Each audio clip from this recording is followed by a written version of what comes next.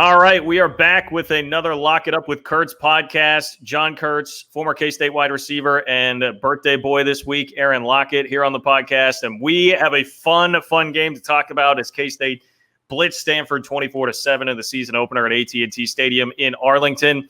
A really, really fun game and a really fun environment, too. Shout out to all the K-State fans that made it to AT&T Stadium for that game. The attendance just under 30,000, and I would estimate that 98% of that was purple and K-State fans. But man, I just that to me, Aaron, could not have gone much better at all than it did. And by the way, before we get into this, let me not get ahead of myself here. The podcast is brought to you by 360 Vodka and Holiday Distillery. I am sure that there were a lot of victory drinks taken down by K-State fans. And, I mean, it seemed like everybody took my advice and was plenty lubed up before the game, too, and used that 360 vodka for some screwdrivers or Bloody Marys or whatever it was before the 11 a.m. kickoff, because it was a lively crowd at kickoff at AT&T Stadium in Arlington. But, hey, they've got you covered for anything that you want.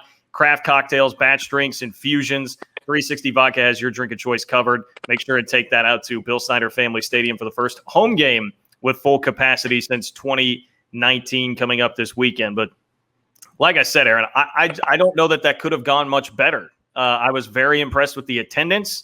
I was very impressed with the team, what happened actually out there on the field. And man, after so long since it had been so long since K-State had won a game, to get out there and do it like that in dominant fashion felt really, really good. Yeah, the environment was electric. We talked about it feeling like a bowl game, and that's exactly what it felt like. Kansas State fans always traveled well, and they didn't disappoint last weekend. So excited to be in the crowd, excited to be one of the ones cheering and rooting on, but really impressed. And we'll talk more about it, about how K-State showed up, but the fans definitely showed up.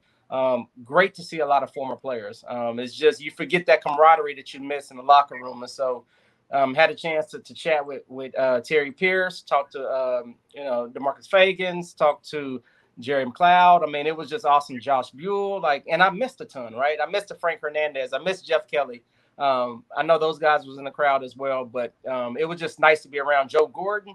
The list goes on. Dante Barnett. It's just Keenan Taylor. It was so many ex-players there that it just felt like Dallas was the place to be last weekend.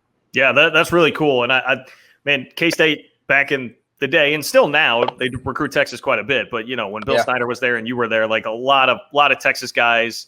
So that makes it, I think, a very easy trip for a lot of people. It was really fun. So I'm all for it. K-State got a 7-figure payday for playing that game there. It went really well. Yeah, they waxed Stanford, and things I thought, even looking back at the TV broadcast, looked and sounded really good. It did not feel or look like an empty stadium at all. Man, as far as the game goes, I've had so many people ask me. This was the immediate reaction from a lot of people hanging out, even me just at Texas Live in Arlington after the game, is people were coming up and asking, okay, is K-State that good, or is Stanford just that bad? And I was like, okay, well, I understand why you'd ask that question, but my message would be, don't worry about that too much right now. Just enjoy the fact that the team went out and dominated a team with a pulse. No matter what Stanford is going to be, that's a Power 5 program, certainly with a pulse. They went 4-2 last year, won their last 4 games, despite the fact that they couldn't even practice at home. And they have a lot of legitimate talent. I mean, Tanner McKee, one of the 2 quarterbacks, he was right behind Justin Fields and Trevor Lawrence in that class of quarterbacks when he came out. So they have some dudes, and K-State went out and totally controlled the game. If you really wanted my answer, I would say it probably says a little bit more about Stanford than it does K-State. They disappointed me in some areas, but man, still, that was a game that probably should. K-State left some stuff out there and still won by 17 and almost shut Stanford out for the first time since 2006. So I would just say take all the positives you can out of that, because there were plenty.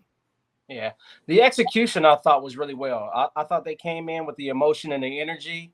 I thought they were clicking on all facets of offense immediately. That first drive was electric, right? We ended up with the interception, but we had Stanford on the heels early, and I just thought it was incredible. The routes Deuce was running, the way they were getting the ball in Brooks' hands. It's just Skylar, as we talked about last week, he was the difference maker, right? His cool, calm, collective nature, the offense kind of, led on him to do that. But the offensive line played well, and we'll get into that a little bit, but I was really impressed just around the athletic ability that we saw. I was always worried about Kansas State here of late. Are we fast enough, right? as a team. And we'll talk about defense, but obviously the defensive side of the ball a lot faster than expected. They were getting sideline to sideline, a lot of rotation going in. A little bit different than I was anticipating, but a lot of guys got a chance to be on the field, gain a lot of experience, but they were flying around. But they were fired up. I mean, like I said, it felt like a mid-season to late-season game, but they executed well enough to be ahead in that game. Like you said, we did leave some things on the field there, but happy to get that cleaned up soon as possible, but excited to see what the next couple of games will look like. Yeah, I think the defense is where to start here because we came in thinking, and everybody, I mean, the general consensus on this team had kind of been defense. That's where the question marks lie, linebacker in particular. And then offensively, there was a lot of optimism. The offense did play pretty well, but still left some things out there and some room for improvement. I mean, the defense for most of the game, I don't know how you could have expected them to play much better. And I think what you said really stood out to me. It was the speed. Like they look so much in 3 years since Chris Kleiman has taken over. It just looks like the team speed on defense especially has improved immensely. And a part of what helped there actually is, I'm curious for your take on this because there was a lot of talk about this after the game.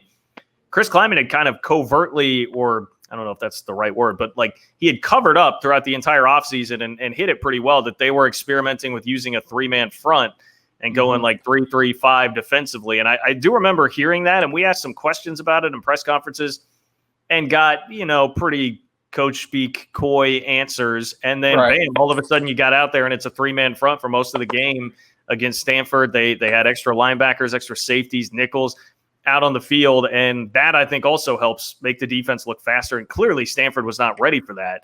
Chris Kleiman said that's been in the works for 8 months and that he learned it from some coaches in the industry. He did not want to divulge who that was. But what were your impressions of how much of a difference that made for the defense going with that strategy? I thought it put some unique players in some really successful situations, right? I remember looking at J Mack in the secondary, and he was lined up as a linebacker, right? And so that aggressive nature kicks in, and they fly to the ball, right? They was able to get around the edge pretty quickly.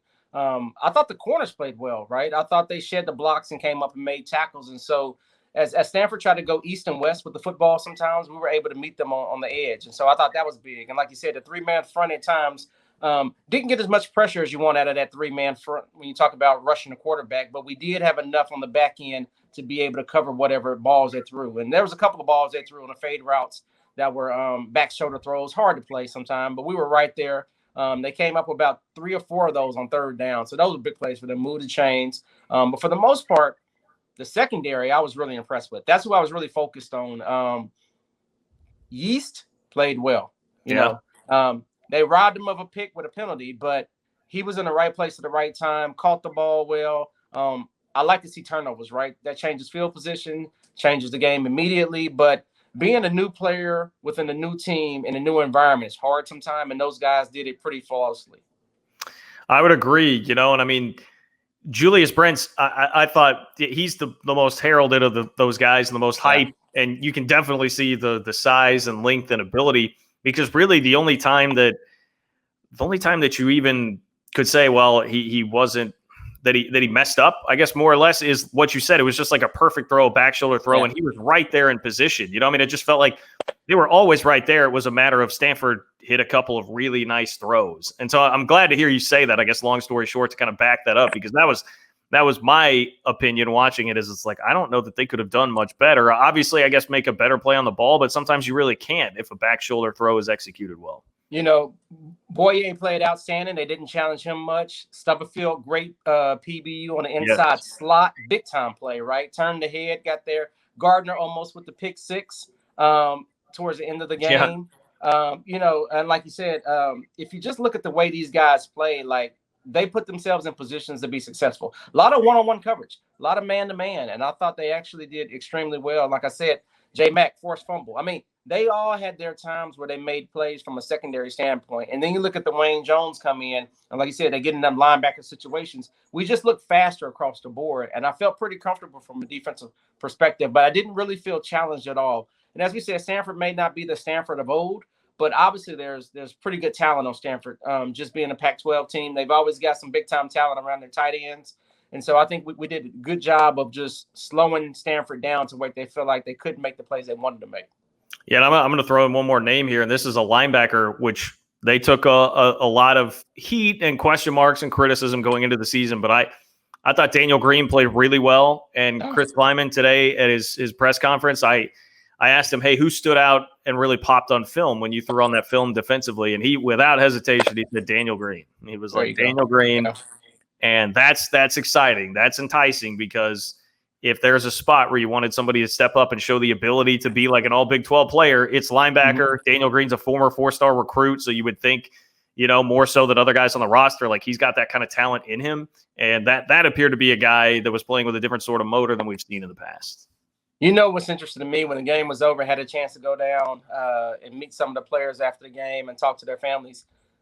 The size of these kids is different. Right. I've been around a lot of athletes, a lot of K-State players in the past, and we've had, Bishop was a decent sized quarterback. He was, pretty jacked up. But these kids nowadays, standing 6'3", 6'4" in these positions is just incredible. And they're lean and fit and ready to go. And so I think we look more like the Big 12 team that we should look like based on size alone. At times we used to always wonder, were we big enough across the board? But the size that we have now as a team feels like we can compete athletically with almost anybody.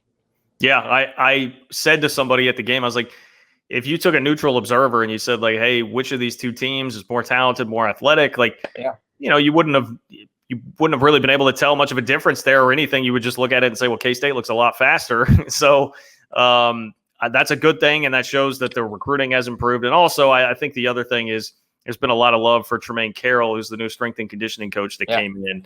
Someone said, I forget which player it was, that just said today, body by true, which made me laugh. But that's kind of what they're saying. And it's Wayne Jones, because Wayne Jones has put on like 20 pounds to play linebacker. So I think that has really helped as well. So, man, so encouraged by what I saw from the defense. Now, it's going to be a different kind of test, and we can talk about this a little later on, different kind of test the next 2 weeks. In particular, with teams that really want to air it out. Southern Illinois threw for almost 500 yards in their season opening game. So that'll be different than what Stanford did.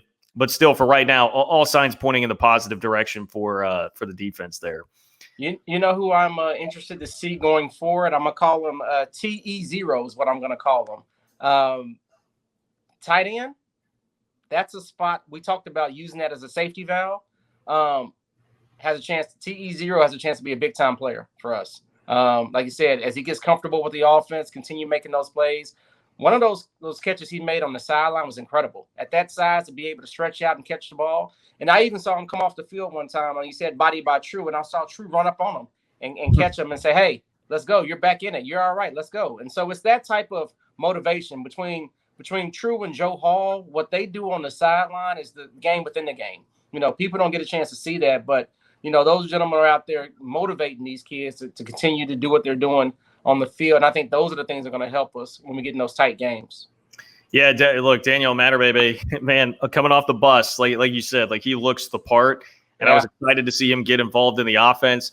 Really, he I guess you could call it a drop on the one ball down the middle. But if Skylar leads him, that's probably a touchdown. I think that's a throw that Skylar would like to have back. In fact, he really said as much today when he was kind of breaking down his performance at the press conference. But yeah, the play on the sideline, a really nice ball from Skylar, a great catch from Matterbaby. That kind of makes your eyes light up thinking about the potential that's there for those guys. And look, offensively, they probably did leave some things out there. I think, the interception, that first drive, both Phillip Brooks and Skylar Thompson have admitted that, like, they probably could have handled that differently. Brooks, so, actually, I'm interested in this, Aaron, from your perspective. So Skylar checks into that play and sees single coverage, wants to throw it out there. Now, he says Stanford did play it a little bit differently than what he expected based on what they'd shown on film. Brooks said that he should have, like, broken off the route differently. And it winds up going to like the corner of the end zone. It kind of felt to me like it made sense what he did, but he said he should have broken off the route differently. What did you see from a receiver's perspective there on that play? Well, I think he was fine. I think it was the right play, right? Anytime you get man-to-man coverage on the wide side of the field, you got to take a shot, right? And so the only thing I would say towards the end of that is Brooks is one of those situations where if you can't catch it, you don't let him pick it, right? And so whatever you got to do, you jump up high point and whatever that is. But I think he ran the right route. Like I said, in the heat of the moment, he may have thought he should have broken off, but I thought he actually had a chance there. And Skylar put it out there. And so that's a 50-50 ball, right? And as honest as I can be, as a receiver under 6 foot, those are not always the easiest balls for us, right? Just naturally. And so, you think about if you can't beat him off the line and he's playing off coverage and you can't beat him deep, that's going to be a hard ball to complete with the under 6 foot receiver, just because the DB is going to be right there. And most DBs are 5'10", 6 foot. And so maybe all of those dynamics together didn't make it work out. But the last thing is you just go try to go knock the ball down and you keep playing. But it was a right play call. I want to see us take those shots. I mean, we need to take those shots just because if a defense feels they can play us one-on-one and we can't beat them, now we're in trouble because they have an extra man that can hit up in the box. And so I think we've got to find a way to continue to put the right people in those situations, but continue to throw that ball. I couldn't agree more, and they've talked a lot throughout fall camp about trying to throw it deep. It seems like that's been an emphasis, that they want to have more of a deep pass, like vertical passing game than what they've had in the past. And I think they have the opportunity to. I mean, like I said, we saw even the one play to Matter Bebe at tight end, like that could have been a deep shot right there. They tried with Keenan Garber, and we've heard a lot about the speed that Keenan Garber does have, and it resulted in a pass interference, which is almost as good as a completion if you're going to take those kind of shots. So they do seem very committed to doing that. And I also would just say that was Skylar's first game in a long time. It was the third game of the year last year where he got hurt, and he and the coaching staff, they all downplayed, we don't think there will be any rust. There's no rust. And even after the fact, Skylar said, I don't think it was rust, just me not executing. And that, look, I'll take them at their word for the most part, but I'm just saying I would cut him some slack in the fact that, it was his first game in a while. You're going to be pretty amped up. The interception came really early in the game and felt like maybe that had him a bit more gun shy the rest of the way. And frankly, they didn't need to take a ton of shots the rest of the way because they were just controlling the game and still moving the ball pretty well. Yeah, I thought they did a smart thing. They started out with a lot of flat routes, a lot of 5-yard, 7-yard outs to Brooks, and then they started hitting Deuce on the out routes.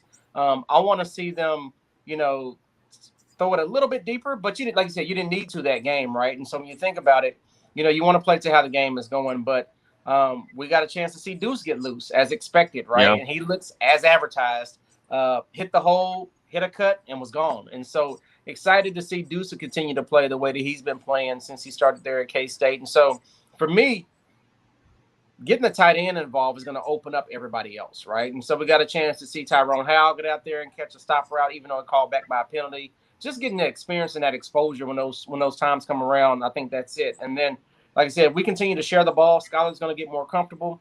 I think when they start playing back home, that's the crowd they really want to play in front of, right? It just feels like that's where they want to be. And so this weekend should be an opportunity to make some of those plays. I'm glad he brought up Deuce because the guy is just so good at this point that it felt to me like it was a kind of quiet 120 plus yards that he put up, which is weird to say. And it turns out it was one off of his career high. And you're sort of just like, all right, yeah, ho hum. I mean, that's what Deuce does. He's one game into his sophomore year and we're already just expecting that from him. I had the 59 yarder, which it was such an impressive play all the way around, especially learning more about it after the game, because what we figured out is Kleiman said it, Deuce said it, Skylar said it.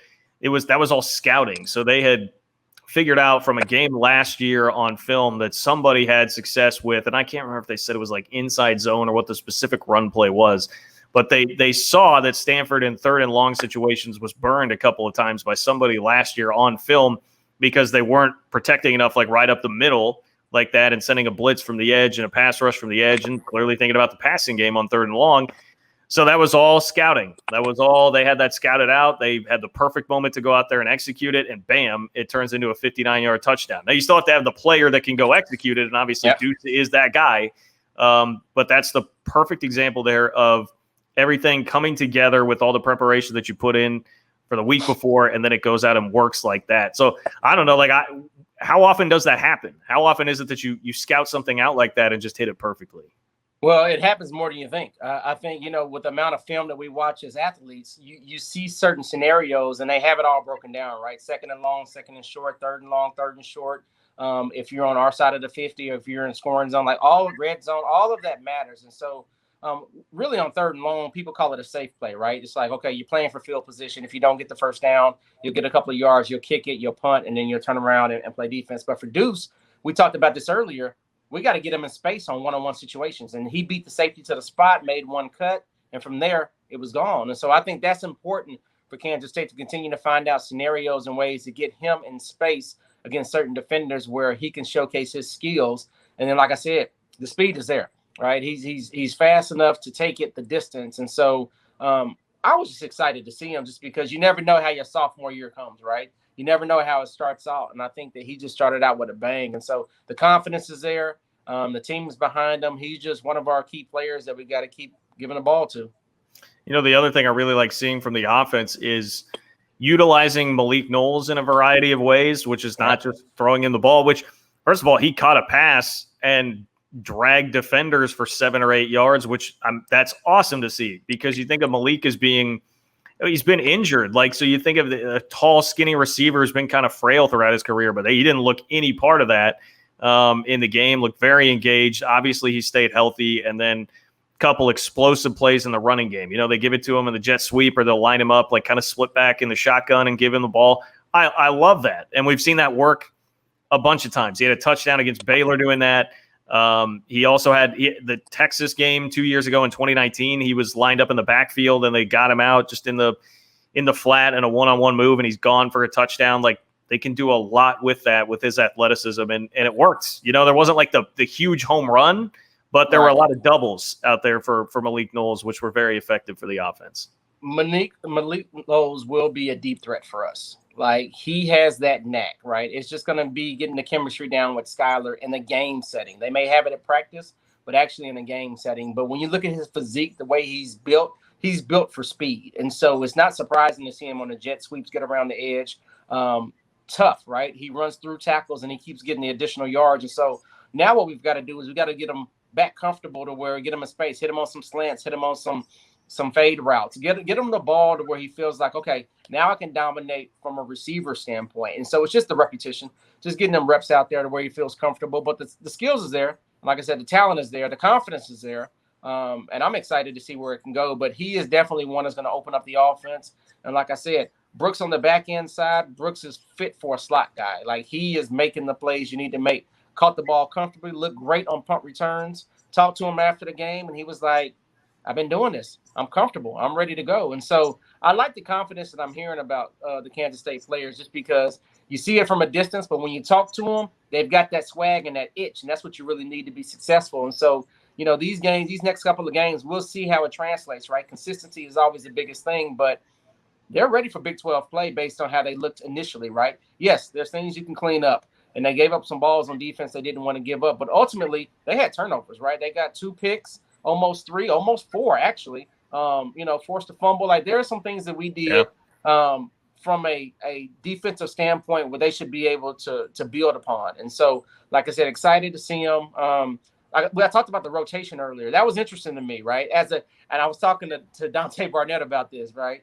As a defensive and offensive player, you want to be on the field all the time. It's like, that's just what you want, right? And so it'll be interesting to see if that is that their real take on how they want to work the defense, or is that something that they're doing just until they get comfortable with who's in the right places, right? And so are they trying to get more people experience in these early games, or are they going to, when we get to the Big 12 and the Oklahoma States and the OUs, is it going to buckle down and somebody's going to be out there all the time?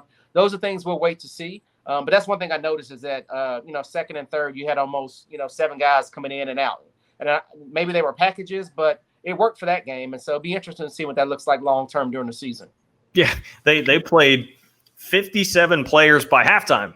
57 guys played by halftime. It felt like it. Which is insane. And it was Chris Kleinman was even talking today about, someone asked, who's in charge on the sideline of all the substitutions, because there was so much going on there. And he was like, well, my son's in charge of some of it, and he screwed it up a couple of times. So we got to figure that out. But it sounds like almost everybody has somewhat of a hand in trying to figure all of that out. So yeah, they, obviously I think it can pay some dividends in terms of keeping guys fresher and just getting. I think the big thing is they really like to emphasize trying to play younger players as much as you can. It's kind of like the opposite Bill Snyder strategy, where you were going to have to really earn your way onto the field.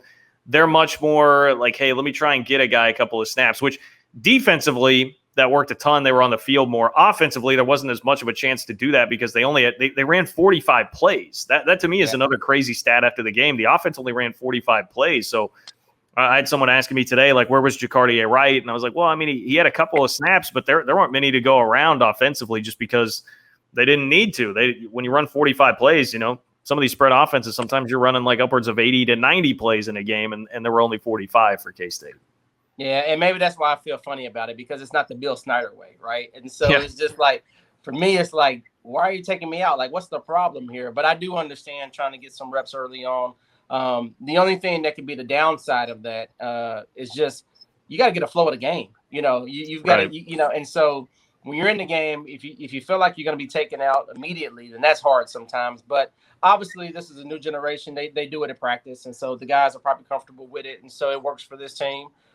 Just excited to see what that looks like long term. But you talked about Wright. I think Wright is going to be the offset to Deuce, just because of the stature and of his ability to run the ball. And so I think we're going to lean on him hard as we get into red zone situations, third and short. I like the way he runs downhill. He's big, he's physical, he looks the part, and he's been successful when he's been in there. So hopefully that's something that continues as well, is for him to build his confidence, because we're going to need everybody as we get into Big 12 play. Yeah, no, they do need all those weapons, and I thought he looked pretty good. The one carry that he did have, he's got the physical ability to do that. So the challenge now becomes, can you turn the page from last week and get focused for a dangerous team? And I know a lot of people are going to look at it and say, well, it's Southern Illinois. Yeah, it's the easiest game left on the schedule. But look, Chris Klieman comes from the FCS ranks, so he's never going to underestimate an FCS team himself. But there was a ton of talk today at the press conference about how good Southern Illinois is. They're ranked in the top 10 in FCS. They are a completely different sort of offense that K-State saw than what K-State saw in week one, because they want to air it out. Their quarterback threw for almost 500 yards. He was the Missouri Valley Offensive Player of the Week, and that's a very good FCS football conference that includes North Dakota State. So that will be a test. We talked a lot about the secondary and how good they looked. It's one, can you turn around and play a different style? And two, can you stay focused when that name is not going to be something that gets a lot of people naturally fired up? Well, like I said earlier, turnovers are big. Like, we actually caught the ball, right? Forced fumbles. And so it's not just a PBU, but it's an interception. And so I'm excited to see our guys play against them. I think they're up for the challenge. They may give up some plays, but as long as they win overall, I think that's what's important. But I want to see, I want to see what the secondary looks like when they're challenged on a regular basis. So once again, we've got to get a little bit of pressure, though. You can't let any quarterback sit back there. If you let him sit back there, he's going to eat us alive, right? You're going to put our secondary in a situation where you can only cover for so long. And so hopefully we'll see that combination working together. Maybe we'll switch it to some zones sometimes. But like I said, that's where the length comes in, right? Being 6'2", 6'3" corners and safeties, like, we can stretch out and get to the ball a little bit easier. And so we've put ourselves in a good situation confidence-wise after that game, right? And like you said, that's just one game. But I think everybody that watched that game kind of said, oh, Kansas State's not that bad. And so that's what you really want. You want people to say, and I saw that we jumped up, right, a couple of spots in the rankings. And it's just like, we're not where we want to be, which is fine, but it's better than where we started. And so, like I said, thought it was a great game. Loved the energy, loved the crowd, loved all the former players. It was just it's a game that we needed to start this year off. Yeah, K-State received 19 votes in one poll, 13 in the other, and I think it was 36th and 39th overall if you're extrapolating all of that out. So, hey, if you win out, you win the next couple of non-con games, which Nevada will not be easy. They won at Cal in week one. If you win those two games, you may have a shot at being ranked by the time you go to Stillwater, depending on what happens. But look, it's good to get people's attention. One thing, you jog my memory on this, I want to touch on this before we do wrap it up. On the pass rush front, we're talking about like seeing flashes of really good things defensively. I think we definitely saw it in the secondary. I mentioned Daniel Green at linebacker and Cody Fletcher too, impressed me. But on the defensive line, the sack that Khalid Duke had, where he like spins through a double team. I mean, they were trying to double him because he's the guy on the defensive line. He's the guy that you're going to be worried about, and he's also the one that you feel like has this upside potential. That was one of those plays where I was like, all right, man, like, let's go. Like, this can be a dude. It's can he do it consistently? But at least seeing that flash in week one, I was like, okay, that gets me very excited. Yeah, between Duke and Horn, I mean, I thought they played well, right? Obviously, we want more pressure, right? We're always going to want more pressure. That's just who we are as fans, right? It's like, get to the quarterback. But I thought they did an excellent job of rallying to the ball. as a team defense, right? It was they were flying around. I mean, the energy started off high and it ended high, and it was just one of those games where I was like, they played really well, considering all the conditions, right? First game of the year, not at home, traveling. Like, you put all those things in perspective. I was excited to see the way that they showed up. But like you said, the goal now is how consistent can you be? Can you string it along, right? And so obviously with so many people playing, you want to start to say, okay, who's ready for the challenge and who's struggling a little bit. And so that's up for the coaches to decide what that looks like. But for the players' opportunity, this is just another game. You can go out there. It's like game one of the year. Like, assume you're 0-0. And so the goal is to get a win. I like the depth that we have so far, not in all positions, right? I think that if you look across the board defensively, secondary, we've got some depth. Receiver, to be determined, right? We've got some guys, but do we have enough experience there, right? And obviously, how much are we going to throw the ball, right? So it just depends on some of those games. And like I said, we got some depth at quarterback, but obviously Skylar's our guy, right? And so it's just some of those things you got to think about as you start going through the season. And so, yes, it may be important to get a lot of these guys some experience early on, just so they can have that confidence behind them. Yeah, and it would be a great game. You brought up Will Howard. Chris Kleiman said he's the best backup quarterback in the country after the game. They really, really believe in him. It would be a great chance to get him into the game, hopefully, if you can build up a lead against Southern Illinois. But again, it's a very good team. There's been a lot of caution about how good they can be. And you need to look no further than week one of the college football season, where 6 FCS teams beat FBS teams, including a ranked FBS team. Washington went down at home to Montana. So you got to watch out, man. I mean, you do have to watch your back.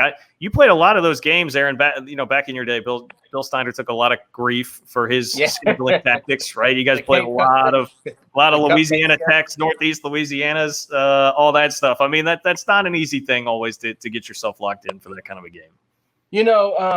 It's not, but the other difference is always the first couple of games of the year. So you're excited to get on the football field and make plays. And so a lot of those teams don't have the depth. And so they come out with basic cover 3 schemes. And so it's quarter with a safety down playing the flats. And so we would just scheme against that. But we threw the ball a lot when I was there, right? And so when you think about that, you got big chunks of yardage through certain plays. And so that's the difference when we played versus a team like here. And so they have it with Deuce. But we had some heavy hitters that was able to go the distance like anytime. And so whether it was Scobie or Eric Hickson, they can go 70 or 80 in a heartbeat, right? And then it was me and Darnell or Quincy.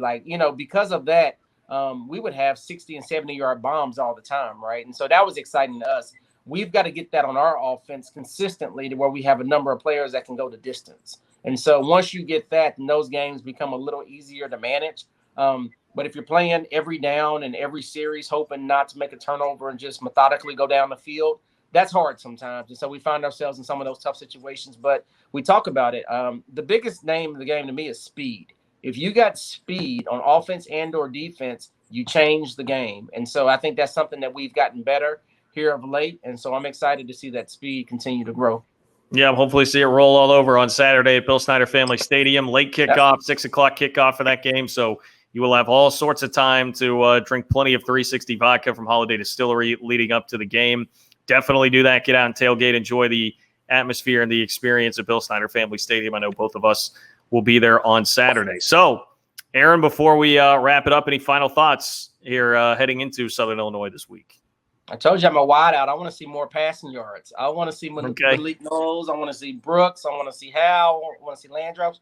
I want to see these guys get involved, right? Because we're comfortable running the ball, right? We're comfortable on the back end of getting Deuce and company the ball, but I want to see the receivers come through and really showcase what they can do, and then that makes me feel better as an overall offense. And then defensively, I want to see what these DBs are about, right? I know they've got the swag. I know they've got some picks. I know they've got the size, but can they do it day in and day out? And so there'll be challenge this weekend, but excited to see how they step up. All right, I'm excited as well. Another football week. Everything's rolling pretty quick here with the holiday week. Feels like we're barreling straight towards Saturday very, very quickly. It's going to do it for us. For Aaron Lockett and Tucker Franklin, our producer, I am John Kurtz. Again, shout out to 360 Vodka and Holiday Distillery. Go check them out. Grab your 360 Vodka and head to the game this weekend.